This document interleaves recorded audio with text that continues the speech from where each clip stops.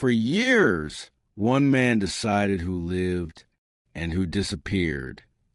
He signed orders that erased entire families, and he did it without hesitation.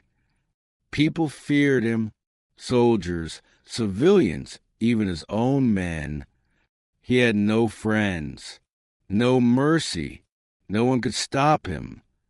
And yet, the same system he served was about to turn on him. His name was Victor Semyonovich Abakumov. The door closed without a sound. Inside a freezing concrete cell in Moscow, a man sat slumped on a wooden bench. He was barely conscious. His face was swollen, almost beyond recognition. His ribs were fractured. His hands trembled as he tried to slow his breathing. The temperature hovered just above zero. He had not slept in days. Moments earlier, guards had dragged him back from another interrogation. His body still burned from rubber truncheon strikes. They left no visible marks, but shattered muscle and bone beneath the skin. This was Lefortovo prison. For years, this man decided who lived and who disappeared. And now, history was about to disappear him too. He had signed execution orders by the thousands. He had personally broken prisoners. He had erased entire families from existence. And yet, here he was, shaking in the cold. His name was Victor Semyonovich Abakumov, but his story did not begin in prisons or party offices. It began in the factory districts of Moscow. He was born in April 1908, into a working-class household. His father labored in a factory. Food was scarce. Authority was brutal. Silence meant survival. He grew up surrounded by revolution, hunger, and uncertainty. The old world had collapsed. A new one was being forced into existence. For boys like Abakumov, there were no dreams of comfort, only lessons in endurance. By his early 20s, he joined the Communist Party in Stalin's Soviet Union. This was not just ideology. It was access. The state was expanding rapidly, and it needed young men who would not hesitate. Abakumov found his place inside the secret police. By 1932, he was working for the OGPU. Arrests happened at night. Interrogations involved fists and starvation. Confessions were manufactured. Trials were theater. Verdicts were permanent. He adapted fast. But this was a mistake. In 1937, Stalin launched the Great Purge. Party official generals, engineers, scientists all became targets. Millions were arrested. Hundreds of thousands were executed. Guilt was optional. Fear was mandatory. Some officers hesitated. Abakumov never did. He completed arrests efficiently.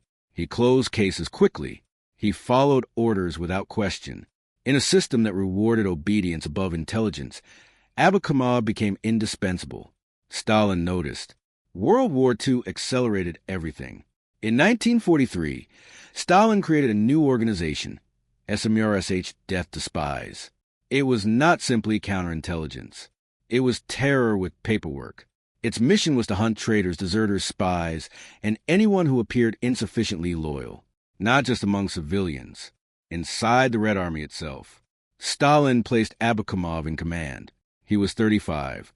SMERSH followed Soviet forces across Europe. Soldiers returning from German captivity were treated as compromised. Many were interrogated, tortured, or executed.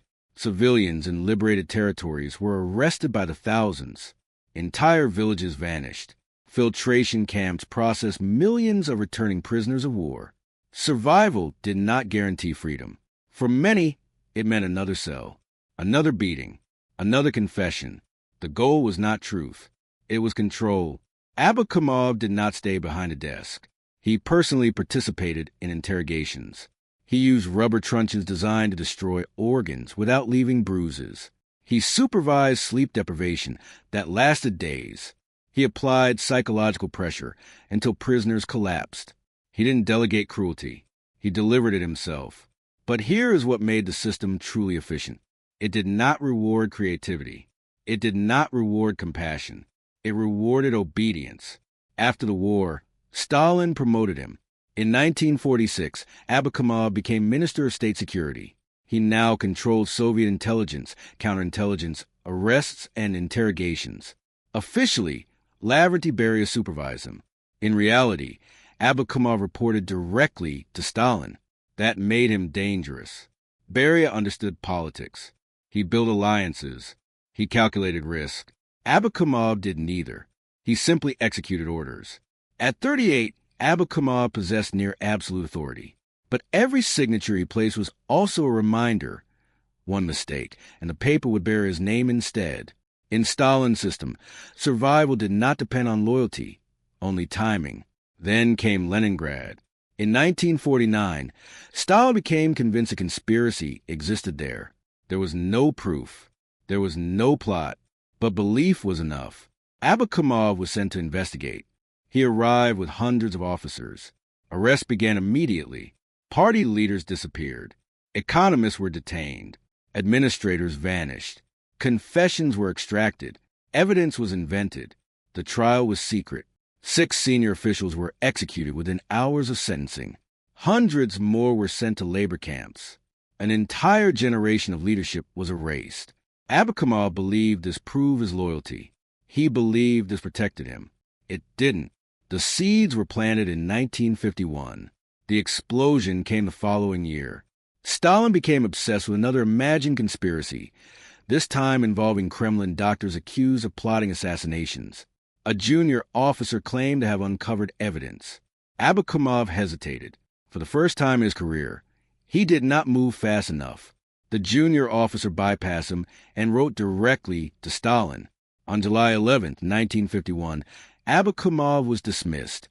The next day, he was arrested. The charges were bitterly familiar: abuse of power, fabrication of evidence, illegal torture. Everything he had done for the state was now being used against him. He was taken to Lefortovo prison. His interrogator was Mikhail Ryumin, the same man who had reported him. Abakumov was placed in freezing cells. He was given minimal food. He was beaten regularly. Sleep was denied. Psychological pressure was constant. The same methods he perfected were now applied to him. During interrogations, he repeated one line: "I followed orders." No one cared. His wife was arrested. Their infant son was taken away. They were never seen again. In March 1953, Stalin died. Beria briefly regained control and declared the doctor conspiracy fabricated. Ryumin was arrested. Then Beria himself was arrested and executed. Still, Abakumov remained in prison. Now, he was blamed for the Leningrad Affair. In December 1954, more than 3 years after his arrest, Abakumov was finally brought to trial. It lasted 6 days. No journalists attended. No public record was released. He argued that every arrest, every torture session, every execution had Stalin's approval. The court did not respond. There was nothing to respond to. The verdict already existed. On December 19, 1954, he was sentenced to death. No crowd watched. No speeches were made. There was no anger left, only procedure.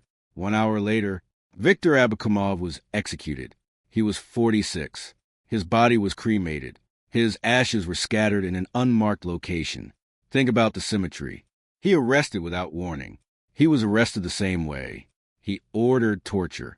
He was tortured. He executed others within hours. He was executed within an hour. The hunter became the hunted. The system did not collapse when he died. It simply moved on to the next name.